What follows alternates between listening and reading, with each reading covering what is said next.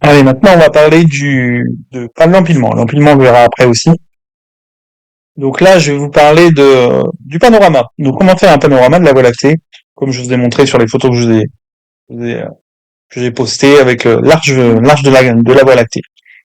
Donc voilà, au niveau des photos, donc ce qu'il faut faire, c'est faire des photos de mosaïque. On fait une mosaïque en fait. Vous prenez plusieurs photos. Vous voyez, je vais vous montrer les photos en décalant toujours et en s'arrangeant pour qu'il y ait un tiers de la photo précédente qui chevauche la photo suivante.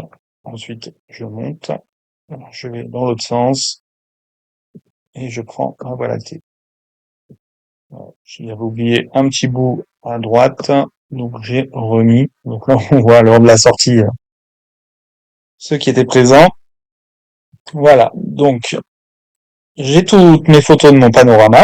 Donc ce que je vais faire, c'est que je vais prendre une photo au centre, voilà, et je vais la développer, comme on a fait pour tout à l'heure. Donc je vais sur l'outil développement.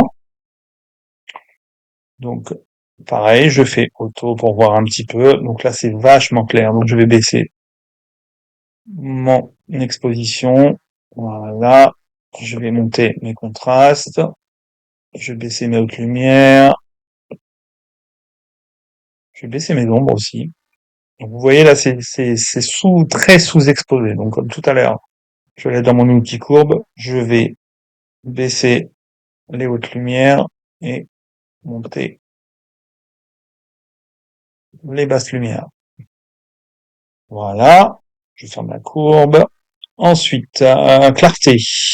On va mettre de la clarté, un petit peu de clarté, un petit peu de correction de voile. Voilà, donc là j'ai traité une photo. Maintenant, ce que je vais faire, c'est que je vais synchroniser toutes ces photos pour toutes les photos que j'ai faites et le même traitement. Donc je clique sur celle que j'ai traitée. Pour faire celle d'avant, je vais cliquer sur Mage et celle d'avant. La première, pardon, toute celle d'avant. Comme ça, ça me prend toutes les photos d'avant. Je fais synchroniser. Je m'arrange pour que tout soit coché. Alors, supprimer, pas besoin de transformation, j'ai rien fait. Masquage, j'ai rien fait. Je vais synchroniser. Voilà, donc toutes les photos d'avant sont faites sur le même principe. Hop, et je reclique sur ma première. Et pour faire toutes celles d'après, pareil. Je vais cliquer sur la première. Mage, la dernière. Sinon, vous vous amusez à toutes les cocher avec contrôle. Hein. Et je fais synchroniser. Pareil, je prends tout, synchroniser. Et il me synchronise toutes les photos avec les mêmes réglages que la première. Voilà. Donc, maintenant, on va assembler tout ça en un seul panorama. Donc, dans un premier temps, je vais prendre toutes mes photos. CTRL A. Mince, j'ai cliqué sur la petite flèche là du bas. Donc, CTRL A, ça me prend toutes les photos. Et je vais les exporter sur mon ordinateur au formatif. Donc, je vais exporter. Exporter. Je vais les mettre dans un dossier en particulier. Alors, dans Images, j'avais créé là un petit dossier. Je vais, je vais sélectionner un dossier. Non, je vais pas prendre celui-là parce il y a déjà des photos dedans. Donc au pire, je vais faire un nouveau dossier dedans. Tuto. Je vais l'appeler tuto. Hop. Sélectionner un dossier. Alors, il va me dire que c'est impossible d'enregistrer. Mais en fait, il est enregistré. Donc, sélectionner. Je retourne dedans. Tuto. Je double-clique. Sélectionner un dossier. Voilà. Je les renomme. Je les laisse telles qu'elles sont. Hein. Par contre, ici, aux paramètres de fichier, je vais faire en TIFF. En TIFF. Voilà, je laisse bien en zip, en 8 bits par composant, c'est bien aussi, on laisse tel quel. On inclut les métadonnées, ça change rien, on met pas de filigrane, et j'exporte. Donc là, il va m'exporter les 17 photos en TIFF dans le dossier que je lui ai demandé. Donc c'est un petit peu, voilà, le temps que ça se fasse.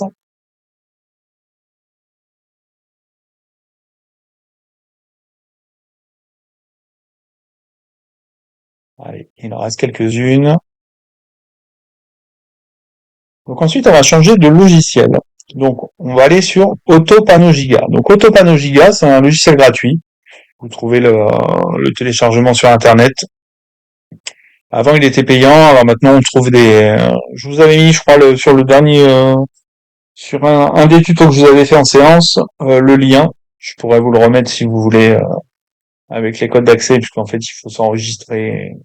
Enfin, quand vous le téléchargez, il faut mettre des codes particuliers, il me semble. Et après, vous l'avez non-stop. Voilà, donc AutoPanoGiga. Donc lui, AutoPanoGiga, ce qu'il va faire, c'est qu'il va assembler toutes les photos pour faire un panorama.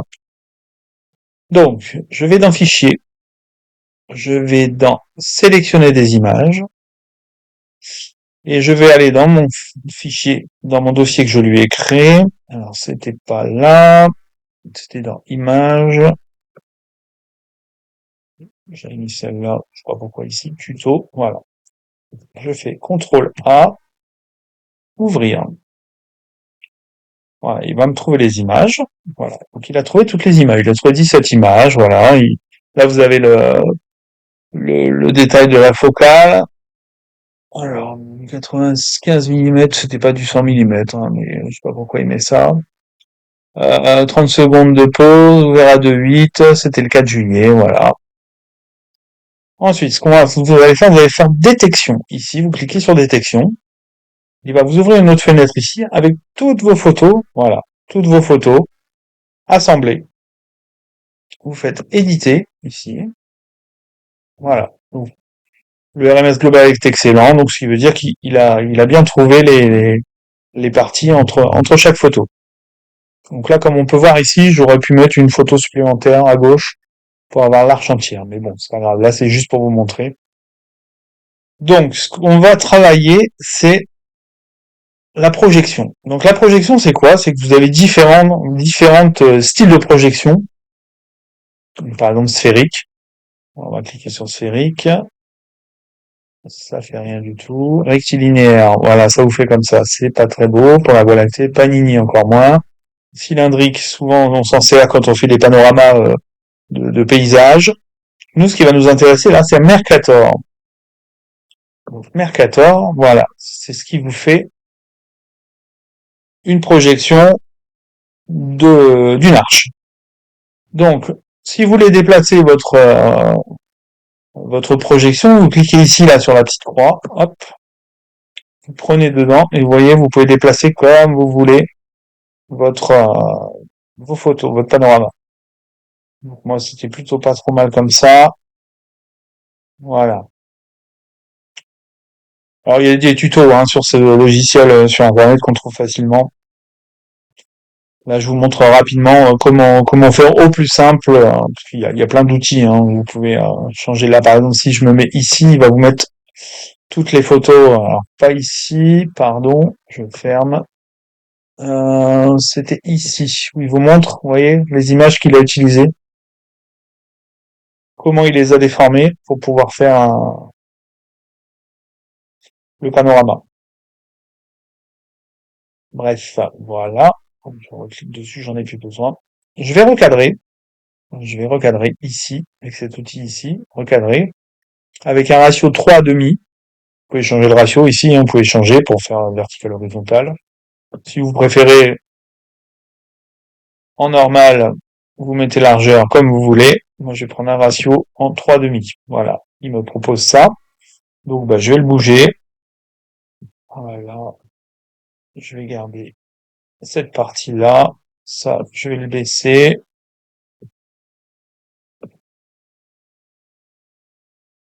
Oui, j'aurais pu mettre un petit peu plus de photos, effectivement. D'où l'importance de bien faire votre panorama à la prise de vue. Hein.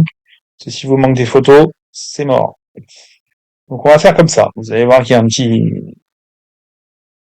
là, il y a un petit blanc, là. Donc, c'est pas grave. On le retouchera dans Photoshop. Voilà, une fois que c'est fait, vous cliquez ici sur la petite roue, vous faites clic. Alors, si je veux bien, pourquoi tu veux pas? Voilà. Donc rendu sur rendu. Alors ici, vous avez la largeur de votre photo. 60 mégapixels, je trouve que c'est un petit peu gros même pour le PC. Après, si vous voulez le garder, si vous avez assez d'espace, vous pouvez. Hein. Je vais la baisser à 20 mégapixels. Voilà. J'ai 1,97 m sur 1,31 m, ce qui est un peu beaucoup. Et je vais le réenregistrer au formatif, toujours au formatif, pour pouvoir la travailler derrière. Donc c'est bien un panorama, ce sera un gros. Vous mettez dans le dossier que vous voulez. Moi, je vais le mettre dans le dossier que je viens d'utiliser. Donc dans VL Panneau. Non, c'était pas celui-là, c'est dans Image. Image, VL Panneau. Il m'a pas proposé le tuto. Le dossier tuto. Pourquoi je l'ai pas? C'était pas ce dossier-là. C'était là-dedans. Oui, c'était là-dedans, pardon. Tuto. Voilà, je le mets dans le dossier dans lequel j'ai pris les photos. Sélectionnez un dossier et vous faites rendu. Donc là, il est en train de grouper toutes les photos et de faire un rendu du panorama. Ça prend un petit peu de temps. Voilà, il fait la projection, il retire les fantômes, tout ce qui est un petit peu des artefacts anti-fantômes sur chaque photo.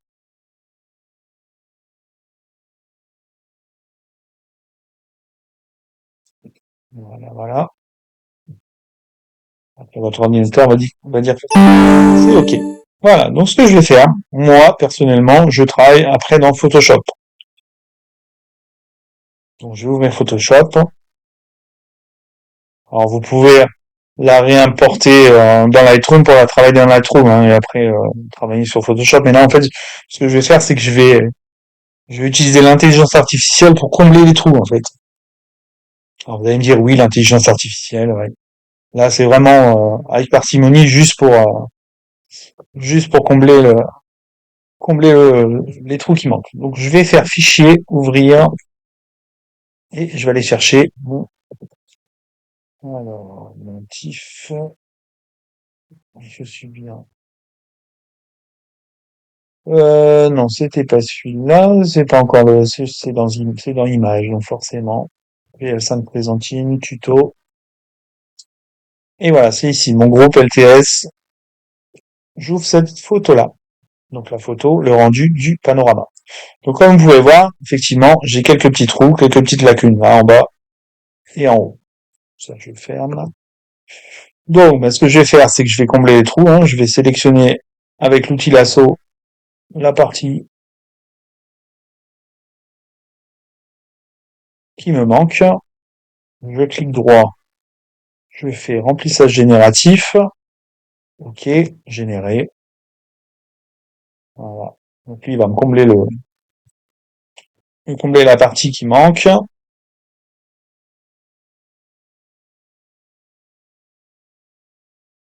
Voilà, je vais faire la même chose avec le petit bout là, ici.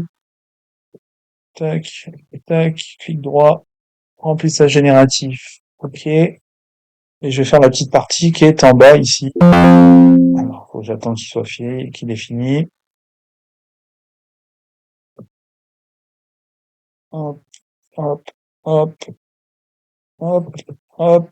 Remplissage génératif. Générer.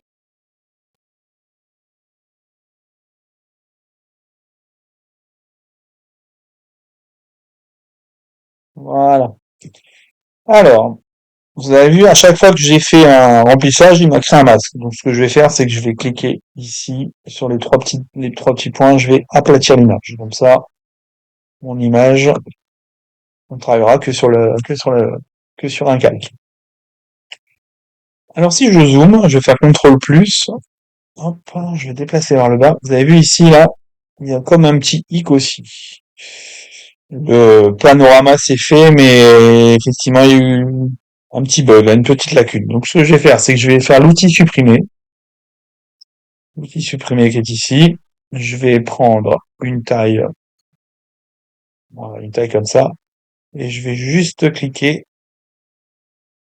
ici pour effacer ce petit artefact. Normalement, il devrait me faire une espèce de colline. Ouais, ouais, c'est pas encore ça. On va faire ça, histoire de faire raccord.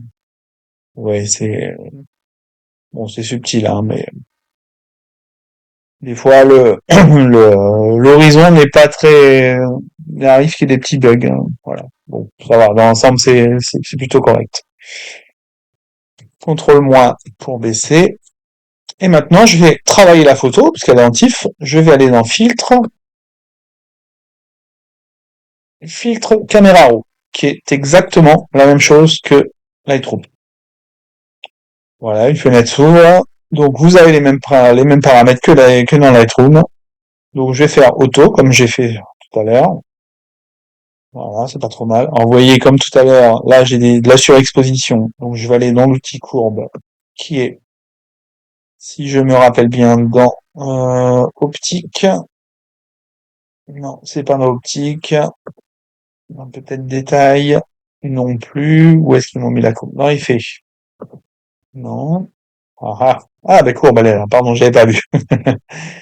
Donc, pareil, je prends le bout et je descends. Je vais faire la même chose pour les noirs, comme ça. Ce sera fait aussi. Voilà. Ensuite, donc je vais retravailler ma photo comme je retravaillerai une photo toute seule, hein. Donc je vais monter le contraste, je vais baisser un peu les tons clairs, vous voyez. Les blancs aussi, je peux baisser un petit peu. La clarté, la clarté et la correction de voile, c'est dans l'outil effet. Donc je vais monter un peu en clarté. Parfait. Un petit peu de correction de voile, un tout petit peu, voilà. Donc ben, maintenant je vais travailler sur les masques, hein, comme dans Lightroom. Donc je vais dans l'outil masque qui est ici en haut à droite, le cercle en pointillé. Et pareil, je vais faire une forme. Voilà, je vais cliquer là. Alors au niveau de la taille, bah, c'est en fonction de votre voie lactée. Contour progressif, oui, on laisse à fond. Densité, on peut baisser si on veut pas que ce soit trop net. Et je vais changer mes curseurs. Du coup, je vais bouger mon contraste un petit peu. Je vais augmenter un peu les tons clairs, un petit peu les tons foncés. La clarté, donc qui est toujours dans les faits. Hop. Et voilà, je suis peut-être un petit peu gros là. Hop. On va baisser un petit peu. Et je vais peindre ma voie lactée. Vous voyez, ça fait ressortir un peu la voie lactée. Alors si c'est pas très visible, hein, vous changez les curseurs et vous repeignez où vous le souhaitez. Hop, alors on va faire augmenter la clarté. Des fois, on peut baisser un peu la correction de voile. On va blanchir un petit peu. Vous voyez, un tout petit peu. Et au niveau du contraste, si je retire, on va en ajouter comme ça, les noirs vont être bien noirs. Les tons clairs, on peut augmenter un petit peu aussi. Voilà, ça fait ressortir la voie lactée. Et les tons foncés, on peut augmenter aussi un petit peu. Bon, faut essayer de voir pour que ce soit un petit peu quand même un effet naturel. Donc ici, là, je vais retourner dans mes réglages. Alors sur Lightroom, vous recliquez sur masque pour le fermer. Là ici, vous allez directement dans les réglages, donc l'icône en haut, ici. Donc ce que je vais faire, c'est que là, je vois que mon horizon est quand même très très jaune. Même si ça reste correct et joli. Surtout ce bleu là, hein, ce bleu et ce jaune. Mais je vais quand même baisser un petit peu les jaunes, hein. Donc je vais dans mélangeur de couleurs. Et donc je vais baisser au niveau de en saturation, bien sûr, les jaunes. Alors, hop, si ça veut bien. Voilà, un tout petit peu. Les oranges également, puisque bah, dans la lumière, vous avez un petit peu d'orange. Voilà, histoire que ça fasse pas trop dénaturé. Voilà pour ce qui est de cette photo. Ensuite, je fais OK. Et ensuite, bah, vous pouvez exporter. Alors, faites toujours fichier enregistrer une copie. En fait, si vous faites enregistrer, ça va enregistrer. Alors, si vous avez travaillé, si vous avez exporté de Lightroom, enfin importé, pardon, de Lightroom votre photo en faisant enregistrer, ça va réexporter dans Lightroom. Ouais, si vous faites enregistrer sous, ben ça va pas vous proposer ça vous propose en TIFF, soit, mais pas en JPEG. Vous avez que le JPEG 2000. Donc, moi, ça m'intéresse pas. Je veux l'enregistrer. Pardon, annuler.